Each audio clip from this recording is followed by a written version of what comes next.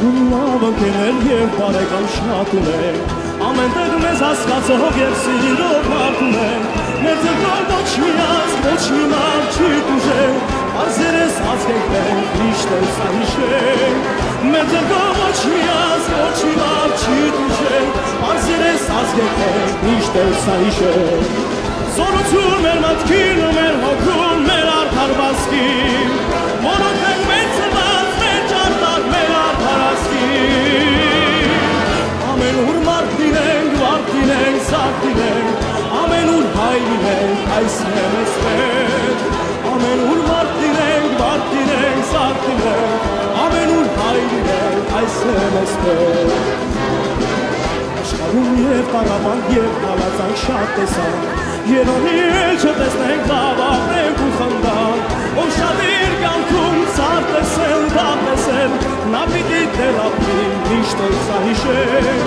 ով շատ իր կյանքում ծառ տեսել, դավ տեսել, նա պիտի լավ ապրի, միշտ էլ սա հիշենք, դե եկեք և երգենք և պարենք և ապատ լինենք, դե եկեք և ծուվենք և գործենք և ապատ լինենք, ամենուր մարդ լինենք, վարդ լինենք, զարդ լինենք, ամենուր հայ լինենք, այս է մեզ պետք, ամենուր մարդ լինենք, վարդ լինենք, զարդ լինենք, ամենուր հայ լինենք, այս է մեզ պետք.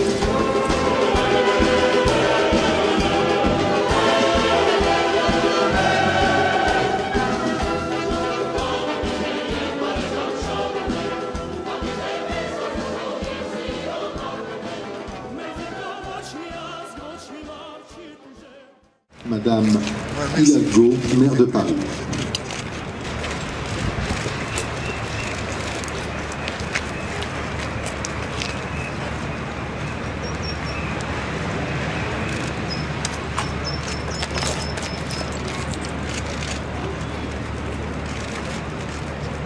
Monsieur le Premier ministre Manuel Valls, accompagné de Monsieur Harlem Désir, secrétaire d'État chargé des affaires européennes, et de Monsieur Todeschini, secrétaire d'État aux anciens combattants.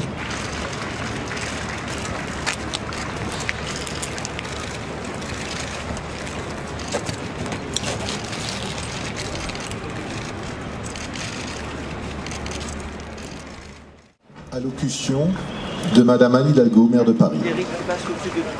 Monsieur le Premier ministre, cher Manuel Valls, Monsieur le secrétaire d'État aux affaires européennes, cher Harlem Désir, Monsieur le secrétaire d'État chargé des anciens combattants de la mémoire, cher Jean-Marc Todeschini, Monsieur l'ambassadeur et l'Excellence, Mesdames et Messieurs les élus, les parlementaires, Madame la maire du 8e arrondissement, chère Jeanne de Haute-Serre, Mesdames et Messieurs les adjoints de Paris, cher Patrick Kidman, chère Catherine Vieux-Charrier, Mesdames et Messieurs Ragnant, cher Alexis Govsian, chers amis, je suis particulièrement émue de vous trouver ce soir à Paris pour clore cette journée historique de commémoration du centenaire du génocide des Arméniens.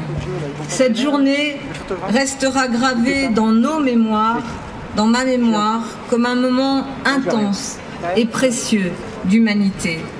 Il y a quelques heures à peine, nous étions à Erevan, aux côtés du peuple arménien et du président de la République, François Hollande. À vos côtés, messieurs les présidents, j'ai pu y mesurer combien l'émotion, un siècle après, demeurait intacte.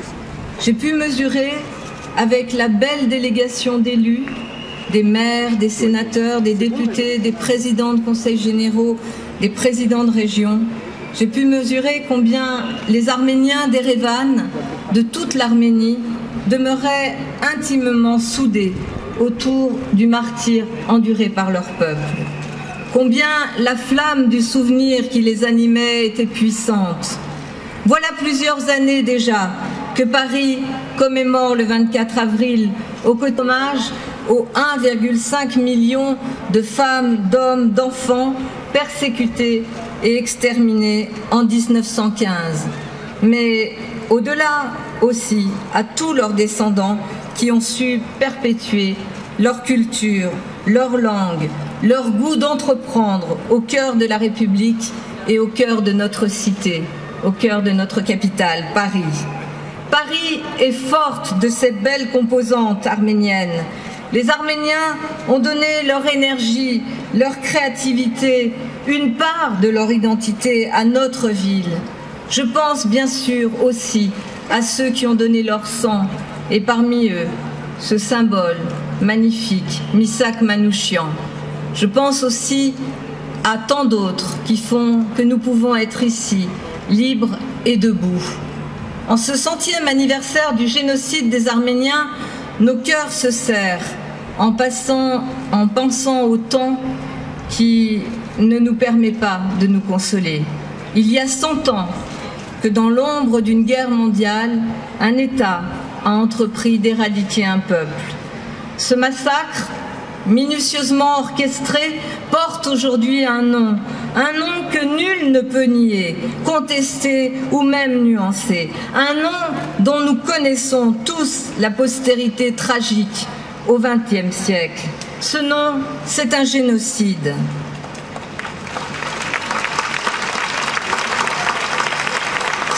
Après, nous sommes là, comme nous l'étions, le 8 mars dernier, ici, sous la statue de Komitas, dans un jardin, dans ce jardin d'Erevan. Nous avons ici planté 100 roses pour que les fleurs rappellent à jamais les femmes arméniennes qui n'auront jamais pu voir grandir leurs enfants. Mais aujourd'hui, leurs enfants arméniens, rejoints par tous les enfants de la République, rejoints par le peuple de Paris, les regardent fleurir et célèbrent la vie qu'ils ont voulu arrêter, mais qui pourtant s'est déployée. Le peuple arménien a été victime d'un génocide et sa souffrance est celle de l'humanité tout entière, confrontée à la perspective de sa disparition. Le temps ne doit pas abolir cette souffrance qui, avec l'histoire, avec sa vérité, est un antidote à tous les fanatismes et tous les totalitarismes. Commémorer le génocide arménien, c'est regarder en face ce mal radical dont l'humanité est capable pour empêcher sa résurgence. Car derrière le devoir de mémoire, il y a la mémoire du devoir. Et aujourd'hui, nous le savons, les chrétiens d'Orient sont persécutés. Beaucoup de peuples sont encore sous cette condamnation qui leur est faite, d'avoir le droit d'exister, de vivre libre, de pouvoir s'exprimer, de vivre leur foi s'ils le souhaitent. Ce devoir qui est le nôtre est d'abord un devoir de vérité. Et je tiens à le dire ici, le gouvernement français a franchi le pas en reconnaissant publiquement les faits en 2001. D'autres nations doivent maintenant faire de même. Je veux voir, comme vous, dans la déclaration récente du pape François, qui a évoqué pour la première fois ce nom, le génocide, un pas crucial d'un mouvement de vérité historique. Personne ne doit plus redouter les conséquences de cette vérité. Dans sa reconnaissance résident les conditions de réconciliation et de paix, comme l'a rappelé ce matin le président de la République à Erevan. Ici, à Paris, nous entendons ainsi accélérer le mouvement en faveur de la reconnaissance du génocide. Cette mémoire, cette transmission, elle est aussi au cœur du projet de centre culturel arménien que nous portons ensemble, les associations, l'État, Paris, la région. Je salue à cet égard toutes les associations arméniennes qui, à Paris comme ailleurs, sont plus que jamais mobilisées pour perpétuer cette mémoire bien vivante de leurs ancêtres. Je veux aussi saluer ici le travail remarquable du mémorial de la Shoah, en lien avec le mémorial d'Erevan. Ce matin, un accord a été signé pour porter ensemble la mémoire des génocides, pour sensibiliser les jeunes générations au danger de l'oubli. Paris a décidé de multiplier les cérémonies, les cérémonies de commémoration de cette année 2015. En plus des nombreux hommages auxquels nous participons activement, nous inaugurerons dans 4 jours une grande exposition à l'Hôtel de Ville qui sera dédiée au génocide arménien, accessible au grand public, afin que chacun puisse comprendre clairement les causes, l'ampleur et les séquelles atroces du génocide de 1915. Je compte bien sûr sur chacune et chacun d'entre vous pour contribuer à faire de cette exposition un puissant vecteur de transmission auprès des Parisiens, notamment les plus jeunes qui incarnent l'avenir de notre capitale. En évoquant une peste terrible survenue dans le passé, un grand auteur antique écrit qu'on vit alors des survivants qui perdaient le souvenir des choses passées jusqu'à ne plus se reconnaître eux-mêmes. L'humanité qui oublie ou qui refuse de connaître son passé est une humanité qui prend le risque de se perdre et de se détruire.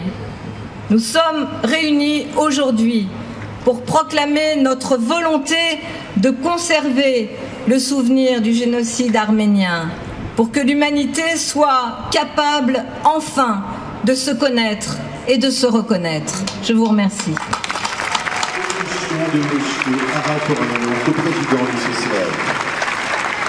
Monsieur le Premier ministre, Madame la maire de Paris, Messieurs les ministres, Mesdames et Messieurs les élus, Mesdames et Messieurs les représentants des corps constitués, Mesdames et Messieurs les représentants des associations chypriotes, assyro-chaldéennes, grecques, turques et juives, chers amis, il y a 10 ans, le plus célèbre éditorialiste de Turquie, Mehmet Ali Birand, depuis décédé, exhortait les autorités turques à reconnaître le génocide.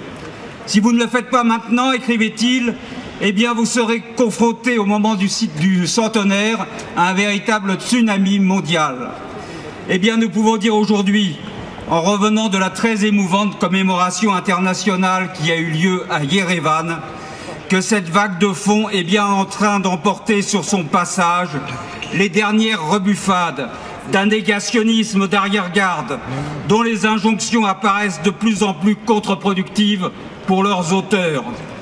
Une politique d'État qui aura néanmoins pendant 100 ans piétiné la mémoire des victimes, attisé les souffrances des survivants, fait barrage à la connaissance du crime et maintenu plusieurs générations de Turcs dans l'ignorance de l'histoire de leur propre pays. Un négationnisme qui a entretenu l'ultranationalisme et le racisme anti-arménien en Turquie et qui constitue, dans tous les sens du terme, le stade suprême du génocide, ainsi que l'avait dénoncé le philosophe Bernard-Henri Lévy en 2007. Un grand pas a été franchi ces dernières semaines avec la déclaration du pape et toutes les nouvelles résolutions qui ont été votées de par le monde. Et aujourd'hui même, en se rendant à la commémoration de son centenaire, une 60aine de pays représentés ont non seulement fait acte de reconnaissance, mais ont, se faisant adresser un double message. D'une part de solidarité avec l'Arménie et de l'autre de réprobation à l'égard de l'attitude d'Ankara. En ce jour, ô combien symbolique, il s'agit d'un juste retour des choses après la succession d'abandon, de trahison, de lâcheté, de cynisme international, qui du traité de Berlin en 1878 à celui de Lausanne en 1923 ont rendu possible les massacres de 1895-96, au moins 200 000 morts, ceux de 1909, 30 000 morts, le génocide de 1915, 1,5 million de morts, et pour finir, l'impunité de l'État turc criminel.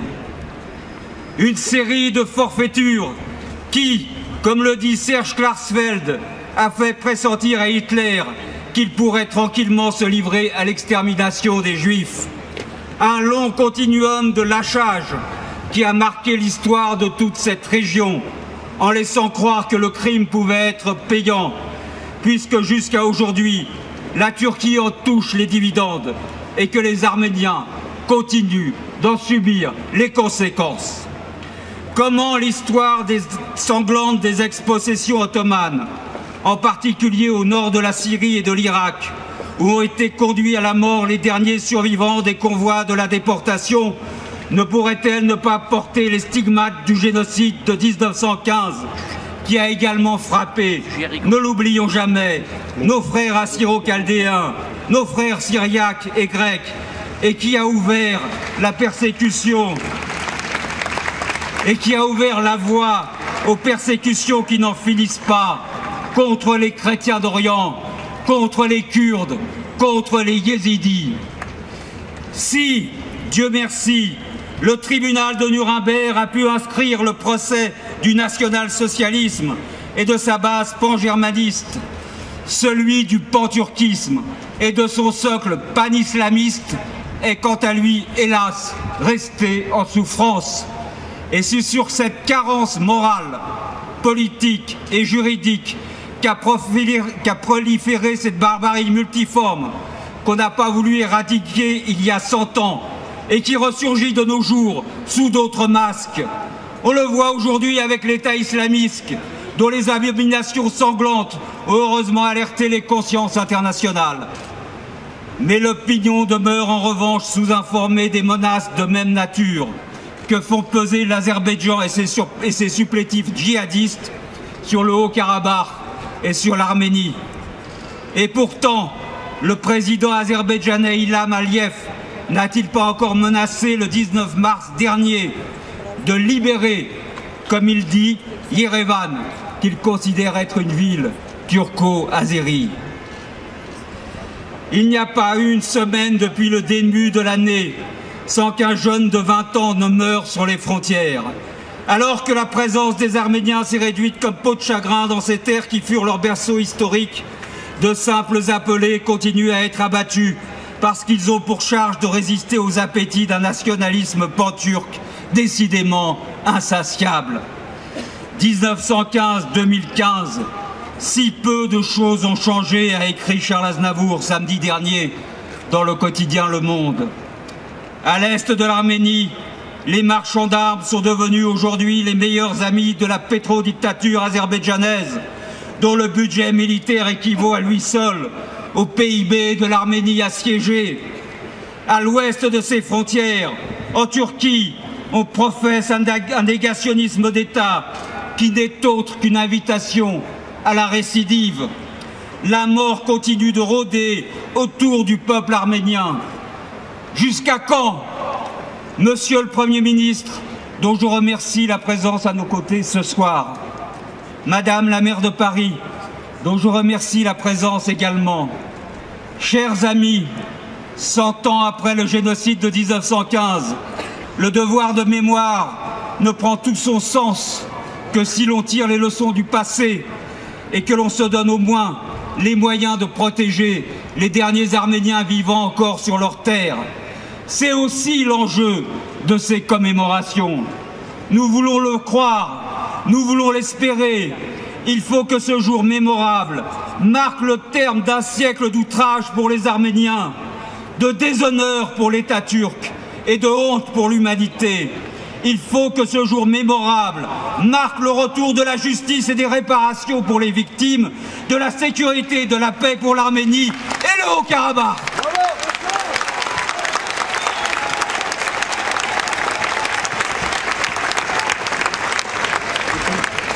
Allocution de M. Mourad Papazian, coprésident du CCAF.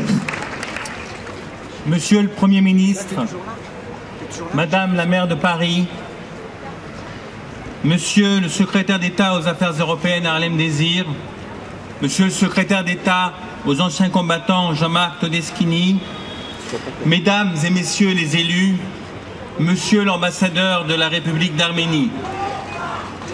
Nous étions à Yerevan, aujourd'hui, aux côtés du président de la République française, François Hollande, qui a eu un discours historique, un discours pour l'histoire, au cours duquel il a demandé à la Turquie de changer les mots, de trouver les mots justes et en réalité de reconnaître le génocide arménien. C'est le sens de notre combat depuis 100 ans. 100 ans. En 1915, il y a 100 ans, le peuple arménien subissait le pire que les hommes puissent subir de la part d'autres hommes. Le pire que les hommes puissent infliger à d'autres hommes. La déportation, les humiliations, les massacres, les assassinats collectifs des femmes, des enfants, des vieillards assassinés sans que le monde bouge. 1 500 000 victimes, soit les 2/3 de la population. Un crime contre l'humanité, planifié, ordonnancé, ordonné, exécuté, le pire que les hommes puissent vivre, le pire que les hommes puissent accomplir, le crime de masse, le génocide. 100 ans après, un siècle plus tard, les bourreaux ne reconnaissent toujours pas ce génocide. L'État turc ne reconnaît toujours pas le génocide des Arméniens. Pire, les plus hautes autorités de l'État impulsent le négationnisme du génocide arménien, l'organisent et le financent dans le monde entier, y compris ici en France. En 1915, Talat, le Hitler turc, organisait le génocide des Arméniens. En 2015, Erdogan, le président turc, organise le négationnisme du génocide des Arméniens. Le négationnisme est le stade suprême du génocide, comme le rappelait Bernard-Henri Lévy. Taner Akçam, un historien de référence turc, explique de quelle manière l'État industrialise le négationnisme. Mais enfin, n'est-il pas vain, 100 ans plus tard, de poursuivre la négation de son histoire? Nier son histoire, c'est se nier soi-même en tant qu'homme. Nier sa propre histoire, 100 ans plus tard, c'est priver son propre peuple d'un avenir serein. Pourquoi le président Erdogan, en cette année 2015, ne prend-il pas l'initiative historique de reconnaître le génocide des Arméniens? Pourquoi ne demande-t-il pas pardon au peuple arménien? Pourquoi n'entame-t-il pas le processus de réparation inhérent à tout crime de génocide? S'il le faisait, sortirait-il grandi? Oui. S'il le faisait, soulagerait-il la Turquie de ce poids et de ce fardeau? Bien sûr que oui. S'il le faisait, permettrait-il à la Turquie de rentrer dans une ère nouvelle, dans le siècle nouveau? Évidemment, oui. Le début du XXIe siècle, réparant le début du XXe siècle. Oui, quel beau symbole.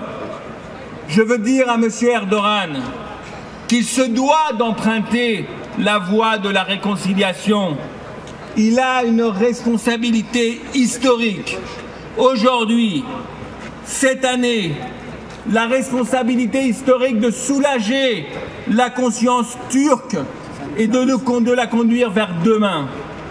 Demain, la reconnaissance. Demain, les réparations. Demain, oui, la réconciliation. Il n'est pas possible, il n'est plus possible de supporter un siècle après encore que Talat, le Hitler turc, soit encore célébré en Turquie avec un mausolée sur la colline de la Liberté à Istanbul, avec la plus grande avenue à son nom à Ankara, avec des rues à son nom dans les principales villes de Turquie. Non, ce n'est plus possible. La Turquie exporte son négationnisme d'État. Ce négationnisme est insupportable. Le négationnisme est inadmissible en République. Aucune démocratie ne peut l'accepter. Ici en France, la Turquie a ses relais. Encore dans les médias, il y a quelques jours, les négationnistes ont sévi. Le monde entier sait qu'il y a eu génocide des Arméniens. Et ces derniers jours encore, le pape a reconnu le génocide arménien et lancé l'appel de la raison à la Turquie. Le Parlement européen a voté un texte demandant à la Turquie de reconnaître le génocide des Arméniens. L'Autriche, le Chili, l'Allemagne et aussi et surtout, aujourd'hui 24 avril, comme je vous le disais au début de cette intervention, nous étions à Yerevan, aux côtés du président de la République François Hollande, avec une délégation française d'élus et d'artistes de très haut niveau, dans le cadre d'une cérémonie solennelle, une cérémonie de la mémoire, une cérémonie du souvenir, une cérémonie de la vérité, une cérémonie pour la justice. Le président Hollande a toujours gardé le même cap au cours de son mandat, celui de la fidélité à ses engagements antérieurs en faveur de la cause arménienne. Et encore aujourd'hui à Yerevan, le président Hollande a prononcé un discours engagé au Dizenagapest, le monument à la mémoire des victimes du génocide.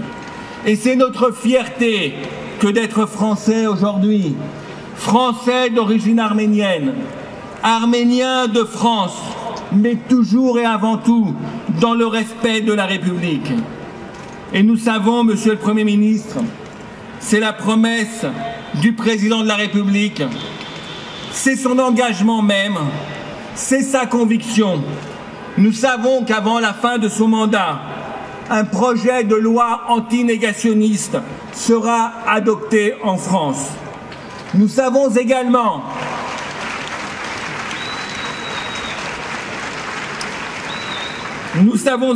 Monsieur le Premier ministre, que vous êtes extrêmement sensible à la cause arménienne. Votre présence aujourd'hui à nos côtés, en ce jour particulier, l'atteste sans ambiguïté. Nous avons la conviction que le plan contre le racisme et l'antisémitisme que vous avez annoncé pourrait aussi comporter un volet anti-négationnisme. Ce serait le sens de l'histoire.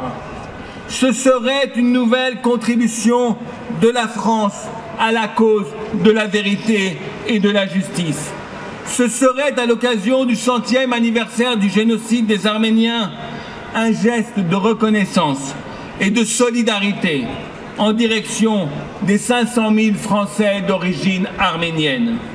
Et pour conclure, nous pourrions rappeler le cri de Jean Jaurès à l'Assemblée nationale qui scandait « L'humanité ne peut vivre avec dans sa cave le cadavre d'un peuple assassiné ». Monsieur le Premier ministre, 2015 doit être l'année du sursaut. Merci.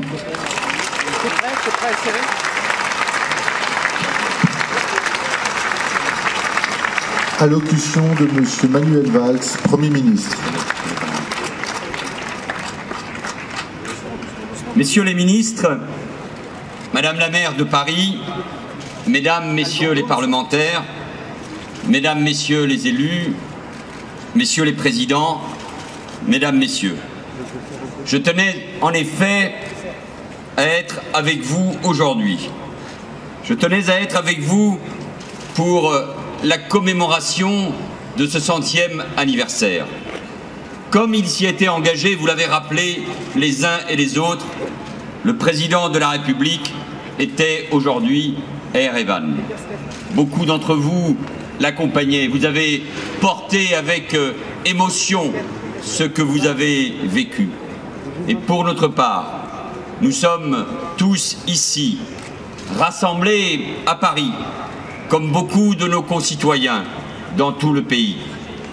Aujourd'hui, la France La France entière est avec vous dans un même combat.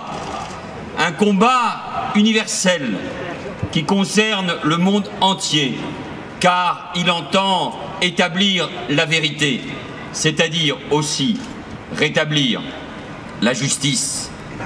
Il y a 100 ans, jour pour jour donc, c'était le 24 avril 1915, 650 Arméniens, journalistes, enseignants, avocats, médecins étaient arrêtés à Istanbul. Arrêtés, puis déportés et pour la plupart assassinés. La seule faute qu'ils aient commise, être arméniens. Ces premières exactions, ces premiers crimes ne furent malheureusement qu'un commencement. Une entreprise délibérée et planifiée de destruction s'est alors mise en marche. Les élites arméniennes ont été anéanties sous de faux prétextes de trahison, de tentatives de soulèvement. On s'en est pris à la population arménienne à travers toute l'Anatolie. Les hommes ont été fusillés, les femmes et les enfants déportés vers Der Erzor à travers le désert au cours de véritables marches de la mort. Tous ont connu la faim, la soif, les mauvais traitements. Tous ont connu l'humiliation, celle d'un peuple chassé de sa terre. En quelques mois, ce sont des centaines de milliers d'Arméniens qui ont été bannis de l'Empire ottoman. Et ce chiffre terrible que personne ne doit jamais oublier parce qu'il a souillé la conscience humaine, 1,5 million de morts. Il y a 100 ans, un siècle, les Arméniens ont été décimés, victimes d'un crime de masse. Et la première responsabilité, la première exigence morale, c'est de regarder ce crime en face et de l'appeler, comme vous l'avez fait, Madame le maire, par son nom. Ce crime, oui, c'était un génocide. C'est ce que la France a reconnu par la loi en 2001, sous la présidence de Jacques Chirac et sous le gouvernement de Lionel Jospin. Déjà, il y a plus d'un siècle, terrible résonance de l'histoire. Clémenceau écrivait « On commence à parler de nouveaux troubles dans les vilayets d'Arménie. On sait ce que signifie ce mot. C'est l'euphémisme officiel pour désigner le massacre méthodique des Arméniens. » La loi, cette loi de 2001, tient en un seul article dont la simplicité fait la force. La France reconnaît publiquement le génocide arménien de 1915. Ce texte a rassemblé très largement au-delà des clivages et c'est l'honneur de la France d'avoir su parler d'une seule voix. Si elle l'a fait, c'est peut-être parce que notre pays sait d'expérience combien avoir le courage de mettre les mots sur les événements est le seul moyen pour que le travail de mémoire poursuive son lent cheminement. Ce travail, vous le faites notamment depuis notre pays. Ce pays, mes chers compatriotes, qui est devenu le vôtre, car en 1915, de nombreux Arméniens ont été accueillis par la France et ils sont devenus français. Et donc, leur douleur, votre douleur, leur souffrance, votre souffrance sont devenues la nôtre. Puis, ils se sont battus pour la France. Ils ont aidé à la reconstruire. Les Français d'origine arménienne ou ces Françaises arméniens, parce que vous devez être fiers d'arborer et de porter et d'incarner cette double culture. Oui, Français arméniens, vous continuez aujourd'hui d'œuvrer pour son rayonnement, sans rien oublier de votre histoire et de vos origines, car c'est cela la République, mettre en commun, partager des valeurs sans jamais renoncer à ce que l'on est. On compte donc 500 000 Français d'origine arménienne, des plus célèbres aux anonymes. C'est la 3e communauté au monde et nous devons sans cesse resserrer les liens qui existent entre la France et l'Arménie, les liens politiques, diplomatiques, culturels. Nos deux pays entretiennent une affinité intellectuelle. Ils se sont enrichis au contact l'un de l'autre grâce aux élus, grâce aux maires, grâce aux municipalités qui ont aussi contribué à ces liens. Et beaucoup de ces maires sont présents ici. Ce travail doit se poursuivre. Il est l'honneur des deux pays. Et bien sûr, cette journée a été marquée par le déplacement et l'intervention du président de la République. Le travail de mémoire se poursuit en France, notamment depuis un an au Centre national de la mémoire arménienne, dans l'agglomération lyonnaise.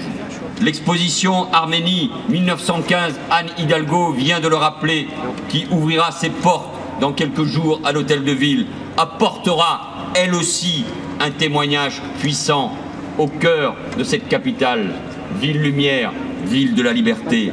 Ce combat pour l'établissement de la vérité se poursuit également à l'échelle européenne. Et je veux à mon tour saluer les initiatives récentes qui ont pu être prises par le Parlement européen et au-delà dans le monde, mais aussi, évidemment, les mots du pape François. Ce combat, nous le devons bien sûr aux victimes et à leurs descendants. Nous le devons aux Arméniens, car nier, c'est contester les souffrances, c'est verser du sel sur une blessure encore ouverte et qui ne peut donc pas cicatriser. C'est refuser le droit au deuil, c'est faire aussi barrage au travail légitime de transmission. Oui, messieurs les présidents, le négationnisme est un délit, le négationnisme est un crime, le négationnisme trop présent aujourd'hui dans notre pays, dans la littérature, de basse-œuvre, dans les réseaux sociaux, doit être combattu. Et la République, l'État doivent le combattre avec la plus grande détermination, car il ne s'agit pas d'une opinion. Nier un génocide et nier un crime, c'est un délit et doit être condamné et poursuivi par la loi de la République. Ce combat, donc, nous le devons également à nous-mêmes. Car nier l'horreur, enfermer l'histoire sous une chape de plomb au prétexte d'une vérité que l'on ne veut pas voir, c'est toujours tirer l'humanité vers le bas. Le XXe siècle a tué en masse les Arméniens, les Juifs d'Europe, les Cambodgiens, les Tutsis au Rwanda.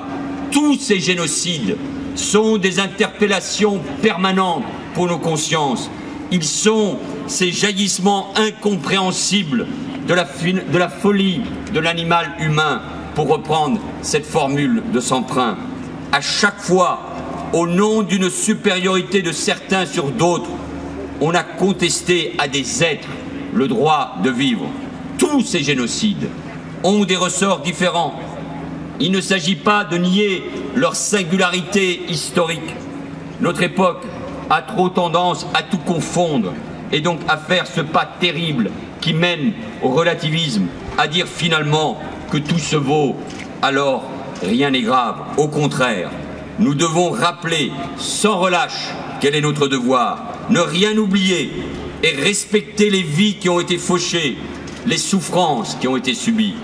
Ne pas oublier les génocides, c'est aussi tout faire pour les éviter pendant qu'il est encore temps. La France, c'est son honneur, c'est son histoire, a le devoir de défendre partout dans le monde les peuples asservis, ceux qui ne peuvent pas faire valoir leurs droits. C'est pourquoi nous avons engagé nos forces au Mali, menacées de désintégration par des groupes terroristes. C'est pourquoi nous avons prolongé l'engagement de nos forces en Irak pour riposter là encore contre le terrorisme et contre la barbarie. Notre responsabilité aujourd'hui, c'est d'être particulièrement vigilant, et le mot est faible, au sort des Arméniens de Syrie. Une nouvelle fois, des Arméniens sont persécutés parce qu'ils sont Arméniens, et fermer les yeux serait coupable. La France, et c'est son honneur, est toujours du côté des victimes. Et les victimes, vous l'avez rappelé aussi aujourd'hui, ce sont également les chrétiens d'Orient, Là encore, nous devons nommer les choses, établir la vérité. Les chrétiens d'Orient, c'est le cas aussi d'autres minorités, sont en train d'être éradiqués dans cette région à travers ce terrorisme effrayant, cette barbarie qui veut non seulement éliminer les hommes, mais nier leur passé et leur culture. Leur sort a été évoqué au Conseil de sécurité des Nations Unies pour la première fois il y a quelques semaines à l'initiative de la France. Nous devons mettre un terme à l'entreprise d'extermination conduite par Daesh, parce que c'est encore une fois la conscience de l'humanité qui est interpellée. Et partout, au Proche et au Moyen-Orient, ou à Paris, comme nous sommes visés par des attentats, nous devons être capables de dire la vérité, de dire qui nous combattons, le terrorisme, le djihadisme, l'islamisme radical, ceux qui veulent s'en prendre à la conscience même de l'humanité et ne jamais reculer face au terrorisme et à la barbarie. La commémoration qui nous rassemble aujourd'hui doit nous permettre de tracer un chemin pour l'avenir, non pas pour que la blessure se referme. Cette douleur de l'histoire ne se refermera jamais, mais pour qu'un peuple, c'est son droit, puisse faire son deuil. La mémoire doit rassembler, permettre de surmonter les clivages et les préjugés et non diviser. Nous l'avions dit lors des débats sur l'adoption de la loi de 2001. Nous ne jugeons pas les peuples d'aujourd'hui. La France continuera donc de soutenir toutes les démarches en faveur du dialogue, car ce dialogue est un jalon nécessaire pour la réconciliation. Et comment ne pas penser ici à la figure d'un Randin qui militait pour le rapprochement entre Turcs et Arméniens, pour, disait-il, que ces peuples proches ne soient plus des voisins lointains, et qui a payé ce combat de sa vie il y a 8 ans, car aujourd'hui, dire qu'on veut la réconciliation entre les Turcs et les Arméniens, dire qu'il faut reconnaître le génocide arménien en Turquie peut vous coûter la vie, et ça, c'est insupportable, et nous devons le dire à la face du monde. Mesdames, Messieurs, c'est donc à la fois le souvenir et la mémoire des victimes du génocide arménien que nous honorons aujourd'hui. Mais en ce jour historique, parce que c'est un jour historique, nous portons aussi un message d'espoir. L'espoir que le dialogue et la vérité prévaudront pour panser les plaies du passé et se tourner vers l'avenir. Et je vous remercie tous ici présents, et en particulier le Conseil de coordination des organisations arméniennes de France, de mener avec toutes les associations, avec les élus, avec vous citoyens, au nom de la fraternité et de la justice, ce combat pour la vérité. La France sera toujours à vos côtés pour l'Arménie et pour les peuples du monde entier.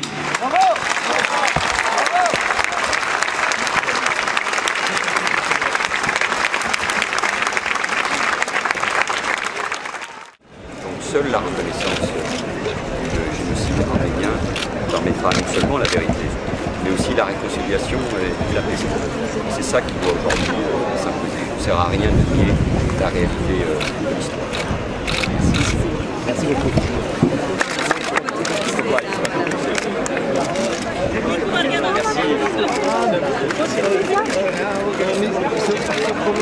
Merci, monsieur Hidalgo.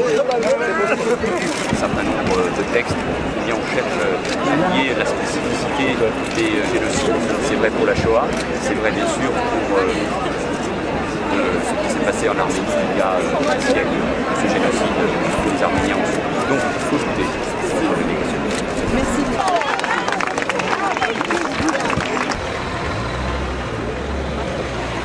Voilà, très émouvant.